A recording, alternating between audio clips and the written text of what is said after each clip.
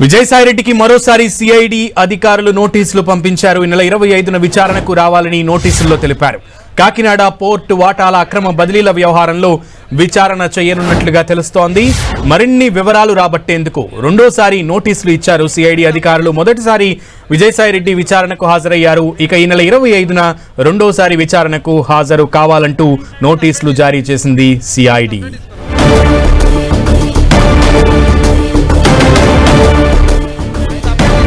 Kakinada port బదలాయింపుల వ్యవహారంలో విజయసాయిరెడ్డికి already నోటీసులు పంపించారు. మొదటిసారి విచారించారు. ఇక ఈ నెల 25వ రోజున రెండోసారి విచారణకు రావాలంటూ సిఐడి అధికారులు నోటీసులు ఇచ్చారు. ఈ నేపథ్యంలో ఈ నోటీసులకు విజయసాయిరెడ్డి ఎలా స్పందిస్తారనేది వేచి చూడాలి. దీనిపై పూర్తి సమాచారం మా ప్రతినిధి దుర్గా అందిస్తారు. దుర్గా, వివరాలేంటి? ఈ నెల 25వ తేదీన మరొకసారి విచారణకు రావాలంటూ సిఐడి కొద్దిసేపటి క్రితం విజయసాయిరెడ్డికి నోటీసులు జారీ చేసింది.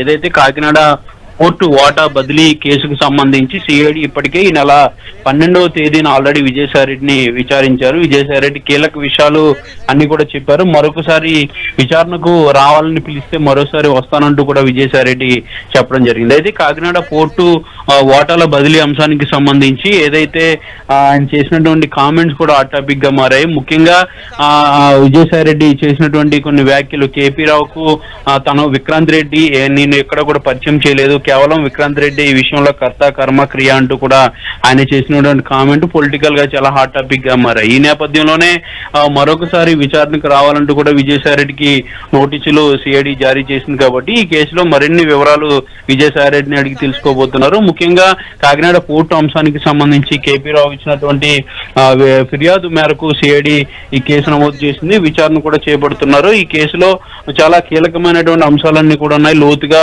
విచారణ చేపట్టాలి కాబట్టి మరొకసారి విచారణకు రావాలంటూ కూడా విజయసాయిరెడ్డికి నోటీసులు ఇచ్చారు. అయితే మరొకసారి విచారణకు రావాలని పిలిచినా కూడా నేను వెళ్తాను, మరిన్ని విషయాలు తెలియజేస్తానంటూ విజయసాయిరెడ్డి గతంలో హాజరైనటువంటి నేపథ్యంలో చెప్పిన పరిస్థితుల్లో మరొకసారి విజయసాయిరెడ్డి విచారణకు హాజరు కాబోతున్నారు. ఈసారి సిఐడి నుంచి ఎలాంటి ప్రశ్నలు ఎదుర్కొంటారో, ఎలాంటి సమాధానాలు ఇస్తారనేది కూడా మరొకసారి ఆసక్తిగా మారింది. ఇప్పటికే తాను ఇచ్చినటువంటి సమాచారం మేరకు మరింత అదనపు సమాచారం కావాలంటూ కూడా ఈ నోటీసులో సిఐడి పేర్కొంది. దీంతో పాటు 25వ తేదీన కొన్ని ఆధారాలు కూడా తీసుకురావాలి, పేపర్ డాక్యుమెంట్స్ కూడా తీసుకురావాలంటూ కూడా సిఐడి నోటీసులో పేర్కొన్నట్టుగా మనకి సమాచారం వస్తుంది. దుర్గా, విజయసాయిరెడ్డితో పాటు ఇంకెవరినైనా విచారణకు పిలిచే అవకాశాలు ఉన్నట్లుగా సిఐడి అధికారులు తెలిపారు. ప్రస్తుతానికి అయితే విజయసాయిరెడ్డిని విచారణకు రావాలంటూ కూడా కోరడం జరిగింది. అయితే విక్రాంత్ రెడ్డికి సంబంధించి కొన్ని విషయాలన్నీ కూడా గతంలో విచారణకు వెళ్ళినప్పుడు విజయసాయిరెడ్డి చెప్పారు. ముఖ్యంగా కేపీ రావుకు విక్రాంత్ రెడ్డిని నేను పరిచయం చేయలేదు, విక్రాంత్ రెడ్డి నాకు పరిచయస్తుడే కానీ కేపీ రావుకి నేను పరిచయం చేయలేదంటూ కూడా విజయసాయిరెడ్డి గతంలో విచారణకు హాజరైనప్పుడు ఆయన చెప్పినట్టుగా ఆయనే ప్రకటించారు. దాంతోపాటు ఈ కాకినాడ పోర్టు వాటాల బదిలీకి సంబంధించి కర్త కర్మ క్రియ విక్రాంత్ రెడ్డి అంటూ కూడా ఆయన కామెంట్ చేశారు. ఈ కామెంట్స్ కూడా ఇటు వైఎస్ఆర్సీపీలోనూ పొలిటికల్ సర్కిల్లో కూడా హాట్ టాపిక్ గా మారాయి. దీంతో పాటు గడిచినటువంటి విచారణలో సిఐడి విచారణలో ఆల్రెడీ లిక్కర్ సిండికేట్ కి సంబంధించినటువంటి వ్యవహారం కూడా ఉంది. కాబట్టి ఆ కేసుకు సంబంధించి కూడా కొన్ని విషయాలు సిఐడి ఆయన అడిగి తెలుసుకున్నారు. లిక్కర్ కేసుకు సంబంధించి కూడా పూర్తిగా కసిరెడ్డి రాజశేఖర రెడ్డి కర్త కర్మ క్రియ అంటూ కూడా ఆయన చేసినటువంటి కామెంట్స్, వీటన్నింటి నేపథ్యంలో సిఐడి మరొకసారి విజయసాయిరెడ్డిని విచారణకు పిలిచారు. కాబట్టి కేవలం కాకినాడ పోర్టుకు సంబంధించినటువంటి విషయాలే విచారణ ఇస్తారా, లేదంటే ఈ మద్యం పాలసీకి సంబంధించినటువంటి ఎంక్వైరీ ఏదైనా చేస్తారనే దానికి సంబంధించి కూడా క్లారిటీ రావాల్సింది. ఏదైనప్పటికీ కూడా మరొకసారి విజయసాయిరెడ్డికి సిఐడి నోటీసులు ఇచ్చింది. 25వ తేదీన విజయసాయిరెడ్డి హాజరయ్యి మరిన్ని విషయాలు తెలియజేసే అవకాశం అయితే కనిపిస్తుంది. దుర్గా, గతంలోనూ విజయసాయిరెడ్డి ఇదే విషయానికి సంబంధించి తాను ఒక సాధారణ రాజ్యసభ ఎంపీని మాత్రమేనని, తనకి ఇలాంటి పెద్ద పెద్ద వ్యవహారాల్లో అంత సమాచారం ఉండదు అని కూడా ఆయన వ్యాఖ్యానించడం జరిగింది. ఆ తర్వాత వైసీపీ మీద ఘాటు విమర్శలు చేస్తూనే వచ్చారు. మరొకసారి ఆయన వైసీపీ మీద గళం విప్పే అవకాశం ఉందా?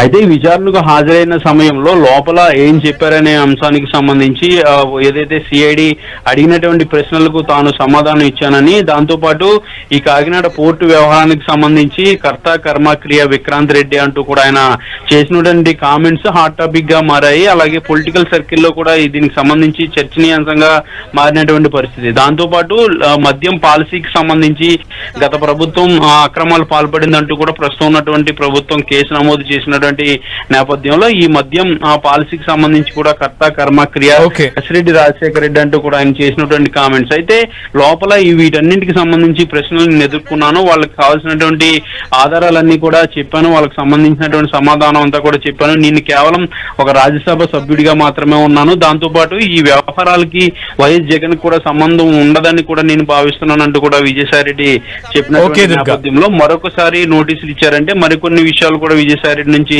రాబట్టే అవకాశం అయితే కనిపిస్తుంది. ఈసారి విచారణలో ఏ ప్రశ్నలు విజయసాయి రెడ్డి ఎదుర్కొంటారు, మరొకసారి ఎలాంటి విషయాలు తెలియజేస్తారనే దానికి సంబంధించి కూడా ఒక ఉత్కంఠమైనటువంటి పరిస్థితి అయితే కనిపిస్తుంది. ఓకే.